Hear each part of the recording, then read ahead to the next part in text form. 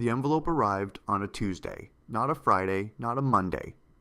A Tuesday, which is somehow worse because it means nothing dramatic was supposed to happen today. You drove home from work the same way you always do. You stopped at the same light on Torbram. You pulled into the driveway of the house you have been trying to hold together for the last 14 months. And then you saw it wedged in the door. White envelope, blue return address strip. Not your bank's logo. A law firm's name you have never seen before. You did not know it yet, but that letter was not the beginning. It was the notification that something had already ended. The clock that mattered. The legal clock, the one that determines what happens to your home, your equity, your family's next 5 years. That clock started running 31 days before this moment. While you were at work. While you were figuring out a payment plan. While you were telling yourself you still had options. You were already inside the machine. You just had not been told yet. Before we go further, quick question for the comments. When you think about missing mortgage payments, do you think the bank acts in A, weeks, or B, months? Drop A or B. The answer inside this video will surprise most people. This is Canada Property Watch, and what we are about to walk through is not a hypothetical. It is the exact sequence of events that is currently playing out for thousands of homeowners across Brampton, Mississauga, and the broader 905 corridor. People who bought near the peak of the 2022 market, who are now underwater, and who assume that if things got bad enough, they could simply list the house and get out. When that assumption is the trap, and by the time most people discover it is a trap, they are already inside it. Let us build this from the ground up, because the mechanics here are what make this so devastating. Most homeowners think of power of sale as something that happens to other people. People who are reckless. People who stopped caring. That framing is wrong, and it is exactly what the lenders need you to believe. Because the moment you stop thinking of power of sale as a real possibility for your specific situation, you stop watching for the triggers. And the triggers are not dramatic. They are quiet. They are contractual. They are already written into the mortgage agreement you signed. Under the Ontario Mortgages Act, a lender has the right to initiate power of sale proceedings the moment a borrower defaults on a payment obligation. In practice, most lenders wait until the borrower has missed 2 or 3 consecutive payments before they move. But here is what that waiting period conceals. The lender is not waiting because they are being generous. They are waiting because the legislation requires them to issue a notice of sale, and that notice triggers a 35-day redemption period during which the borrower can theoretically cure the default by paying everything owed, arrears, penalties, and the lender's legal costs. The waiting period before the notice is not mercy, it is procedure, and the moment the notice is issued, the countdown is already running whether you know about it or not. Ranjit and Priya bought their home in Brampton in February of 2022, $1.47 million. It was not reckless at the time. Dual income, strong credit, but a reasonable debt service ratio at the rates available then. They put down $210,000, money that Priya's parents had saved for 22 years. The variable rate mortgage they signed looked manageable in a low rate environment. Then the rate environment stopped being low. By late 2023, their monthly carrying costs had climbed by nearly $1,900 from where they started. Ranjit's trucking contracts, which had been steady through the pandemic, started evaporating as freight volumes dropped and competition from larger operators intensified. By spring of 2024, he had lost 60% of his regular income. They did what most people do in that situation. They burned through savings, they leaned on the HELOC they had opened 18 months earlier, and they told themselves it was temporary. Hence, the savings ran out. The HELOC was already drawn to its limit, an additional $212,000. And then, in August of 2024, they missed their first mortgage payment. They called the bank. The bank offered a deferral conversation. They had that conversation. They were told to expect a follow-up call. The follow-up call came 3 weeks later and offered them a formal deferral of 1 payment with the deferred amount added to the principal. They accepted. They missed the next payment anyway, and the one after that. By the time Ranjit and Priya understood that their situation was not temporary, they had missed 3 consecutive mortgage payments. They had not received any dramatic communication. No sheriff, no padlock. Just a series of increasingly formal letters that, if you are in the emotional state of someone trying to hold a household together, are very easy to open, scan, and set aside with the intention of dealing with them later. The notice of sale letter was the fourth piece of correspondence. They had already set aside the third one unread. The 35-day redemption clock was running before they opened the envelope. To redeem, to stop the power of sale process at that point, they would have needed to pay not just the 3 missed payments, but all accrued interest, the lender's legal costs to date, and any penalty fees embedded in their mortgage contract for default. The total cure amount when they finally sat down with a mortgage professional was $81,000. They did not have $81,000. They had already spent the HELOC. They had already spent the savings. The only asset left was the house itself. Here is where people make the second mistake. And it is the mistake that cost them everything that the first mistake did not already cost them. Ranjit and Priya decided to list the house. They found an agent. They priced it based on what comparable sales in their area had done 6 months earlier. They thought, if we sell before the bank takes over, we control the price, we capture whatever equity is left, and we walk away with something. Maybe not the $210,000 their parents had contributed, but something. Maybe $50,000, maybe $80,000. Enough to start over. What they did not know is that once the power of sale process is initiated, the borrower's ability to conduct an independent sale does not exist in a vacuum. The lender has a registered interest on title. Any sale must discharge that interest, including all arrears, penalties, and legal costs at closing. The lender can, and in a deteriorating file often does, refuse to provide a discharge statement that allows a private sale to proceed if they believe the proposed sale price does not adequately protect their security. More critically, if the 35-day redemption period expires without cure, the lender can proceed to list and sell the property themselves under their own authority without the homeowner's consent and without any obligation to maximize the sale price beyond what is sufficient to recover their debt. This is the part that makes power of sale categorically different from an ordinary distressed sale. In a power of sale, the lender is not your agent. They are your creditor, and they are acting in their own interest. Their legal obligation is to obtain a fair market value, a standard defined loosely enough in Canadian case law to provide substantial flexibility, not to hold out for a price that protects your equity. They will price it to move. They will accept the first offer that recovers their principal, their arrears, and their costs. Whatever is left goes to you.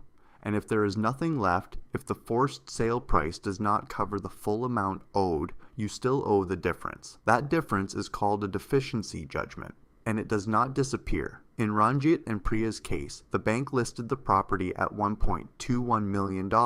In a Brampton market that had corrected sharply from 2022 peaks with elevated inventory and suppressed buyer demand, the property sold in 19 days for $1.19 million. The bank recovered their mortgage principal, the accumulated HELOC balance, arrears, penalties, and legal costs totaling approximately $1.44 million against proceeds of $1.19 million.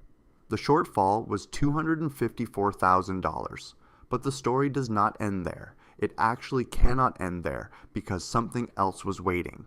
Stay with me. What happens in the next 60 seconds is the part most mortgage professionals never see coming. For 4 years, Ranjit and Priya had been renting their basement suite to a family for $1,400 a month. They had not reported that income. It was not a deliberate fraud in the way most people imagine fraud. There was no scheme, no offshore account, no sophisticated concealment. They simply did not think about it carefully, told themselves they would deal with it eventually, and then did not.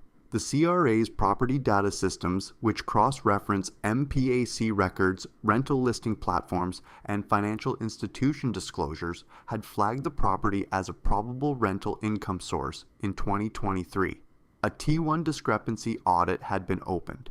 Ranjit and Priya did not know about it because the audit correspondence had gone to an address they had updated on their driver's licenses, but not with the CRA. When the power of sale completed and the lender applied the proceeds to the mortgage debt, the CRA exercised its priority claim against the remaining proceeds under Section 224 of the Income Tax Act, the wage and requirement to pay provision, which extends to proceeds of property disposition when a tax debt exists. The unreported rental income over 4 years, combined with penalties and arrears interest, totaled $44,000.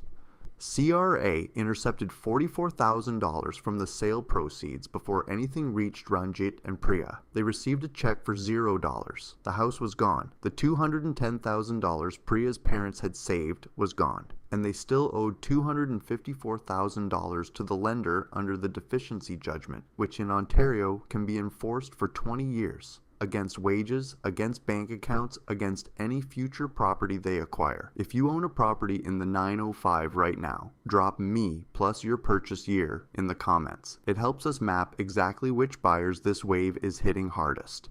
Let us talk about who else this is coming for, because Ranjit and Priya are not an edge case. They are a data point inside a pattern that Canada Property Watch has been tracking since the rate environment shifted. The Brampton and Mississauga market specifically absorbed a disproportionate share of peak cycle purchases between 2020 and 2022.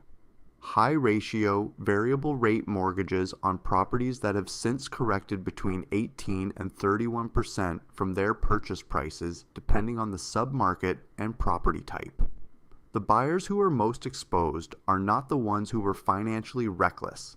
They are the ones who were financially stretched. People who qualified at the edge of their debt service capacity at the rates available, who absorbed the rate increases through a combination of savings depletion, HELOC draws, and income sacrifices, and who are now at the point where one more shock, a job loss, a health event, a family crisis, tips the entire structure into default. The mechanism does not care who you are. It is not personal, it is contractual. The lender does not need to be malicious. The process is simply designed to protect the lender's security, and in a declining market, protecting the lender's security means moving the property quickly at a price that recovers the debt. The homeowner's equity, whatever remains after peak cycle appreciation is wiped out by the correction, is the last thing in line. There is another layer to this that most people in the financial media are not discussing, which is the interaction between power of sale and the Canada Revenue Agency's collection infrastructure.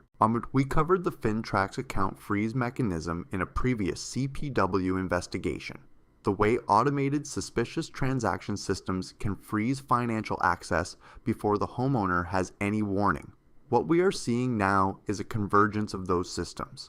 A homeowner who has a tax flag, even an unresolved flag from a discrepancy audit, not a confirmed debt, can find that the CRA's priority claim attaches to power of sale proceeds before the deficiency calculation is even complete. The lender recovers. The CRA recovers. The homeowner recovers nothing and still owes the deficiency. The legal framework for this is not obscure. Section 224 of the Income Tax Act gives the CRA the authority to require third parties, including financial institutions handling property sale proceeds, to remit funds directly to the CRA on behalf of a tax debtor. The requirement to pay can be issued without court approval. It does not require a completed audit. It requires only that a tax liability has been assessed, and in cases where the CRA has already flagged a discrepancy and issued a proposed assessment, that threshold is met. The homeowner may still be contesting the assessment. The money can still be intercepted. This creates a situation where the sequence of financial devastation is, first, the lender recovers at a distressed price. Second, the CRA intercepts any remaining proceeds. Third, the homeowner receives nothing and inherits both a deficiency judgment and a tax debt that continues to compound interest at the prescribed rate. Every quarter that the tax debt is unpaid, the prescribed rate adds to the balance. Every year that the deficiency judgment is not satisfied, the lender's right to collect remains active. A family that walked away from a power of sale with $0 in hand can find themselves 5 years later managing a combined debt load larger than the original mortgage without ever owning another property. Let us talk about the Brampton specific dynamic, because geography matters here in ways that are not obvious from the outside. Brampton is one of the fastest growing cities in Canada, which sounds like insulation from real estate collapse. It is not. Growth in population does not automatically translate to liquidity in the resale market, especially when the buyers entering the market are themselves rate constrained and cannot qualify for the debt load required to absorb the inventory being released by distressed sellers. What you get is a market where supply from forced sales, power of sale listings, estate sales, distressed voluntary sales is increasing at exactly the moment when qualified buyer demand is suppressed by stress test requirements and elevated carrying costs. The power of sale properties compete with each other, driving down the reference prices that lenders use to justify their listing decisions. This is a self-reinforcing pressure cycle. More distressed listings at lower prices set new comparables. New comparables give lenders justification to list future power of sale properties at lower prices. Lower prices produce larger deficiency judgments.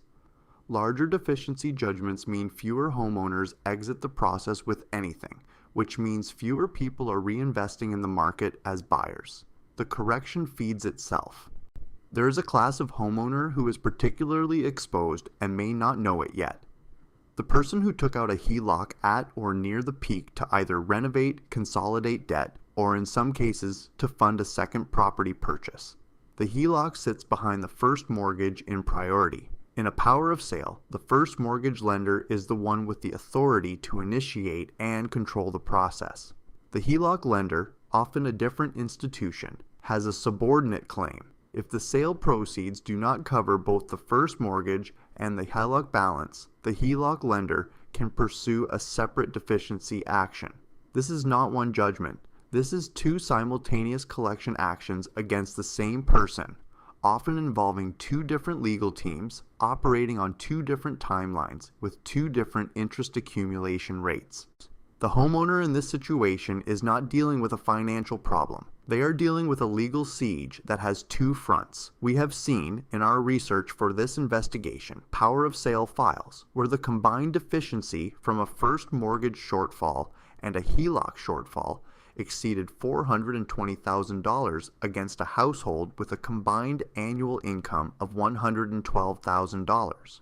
The math of recovery from that position, servicing that debt while also paying rent somewhere, also rebuilding savings, also managing the psychological weight of what has happened, is not math that resolves in any reasonable human time frame.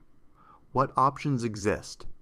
Let us be honest about the landscape, because there are people watching this who are inside the window right now and need to know what the real options are versus what sounds like an option but is not. The first real option is voluntary sale before the notice of sale is issued.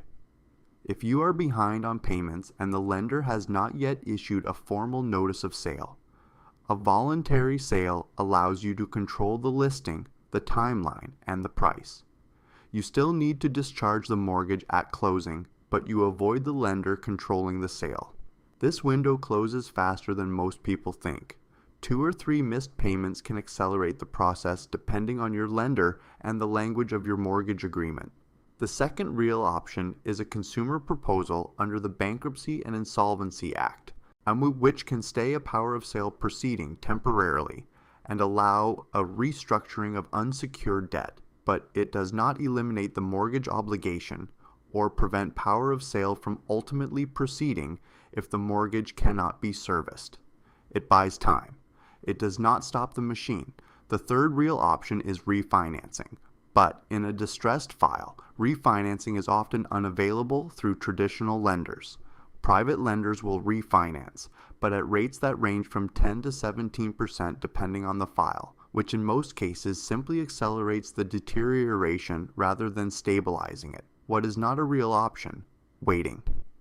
Every week of waiting inside an active power of sale file is a week of additional legal costs being added to the debt the homeowner will ultimately need to cure or absorb.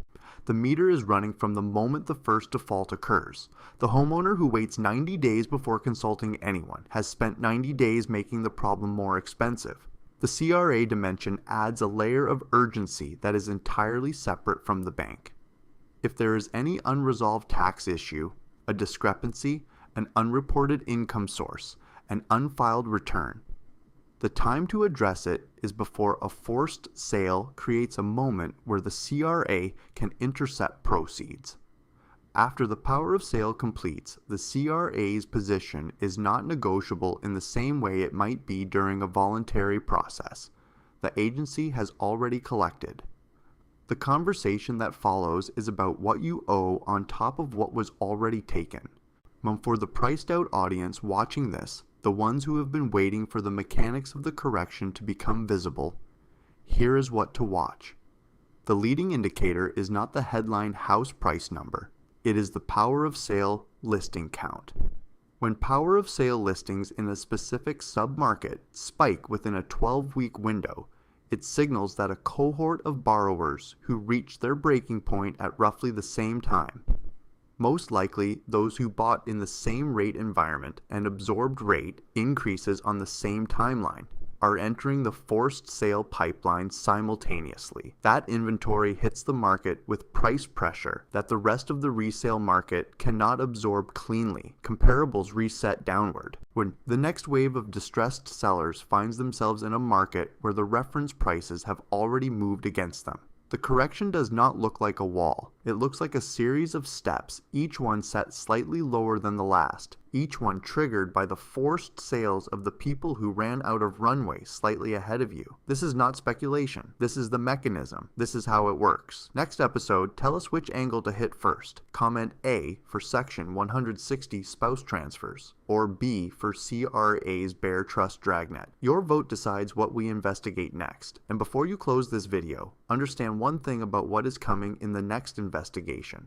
There is a provision in the Income Tax Act, Section 160, that most Canadian homeowners have never heard of, and that the CRA has been using with increasing aggression in the past 18 months. It does not target the person who defaulted. It targets whoever they transferred property to, a spouse, a parent, a sibling, anyone who received a transfer of a property, or a partial interest in a property, at any point while a tax liability existed, even if the transfer happened years before the liability was assessed, even if the transfer was done for entirely innocent reasons, even if the person who received the transfer had no idea a tax problem existed.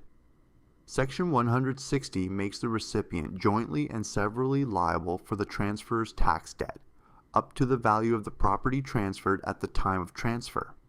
The CRA does not need to prove intent. They need to prove the transfer happened and the debt existed. If you have ever added a name to a title, removed a name from a title, or transferred a property interest to anyone in your family while carrying any unresolved CRA matter, that transfer is already in their data. The question is whether they have decided to use it yet.